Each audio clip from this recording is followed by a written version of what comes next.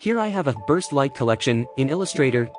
Select any you like, then press Ctrl+C and Ctrl+V to copy and paste. Change the blending mode to screen.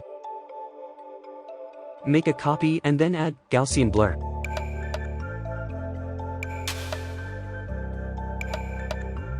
Now select Ellipse tool and draw where you want to add glow.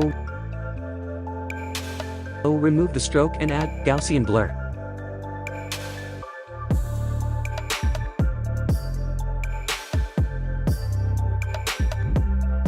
For now I'm changing the blending mode to linear dodge.